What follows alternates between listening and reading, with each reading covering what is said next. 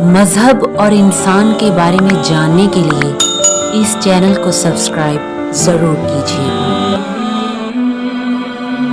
موسیٰ بن عمر روایت کرتے ہیں کہ میں نے امام علی رضا علیہ السلام سے سنا ہے کہ آپ نے فرمایا کہ رسول خدا صلی اللہ علیہ وآلہ وسلم جب گھر سے نکلتے تو جس راستے سے جاتے واپسی پر اسی راستے سے واپس نہیں آتے تھے، بلکہ گھر واپسی کے لیے کسی دوسرے راستے کو اختیار کرتے۔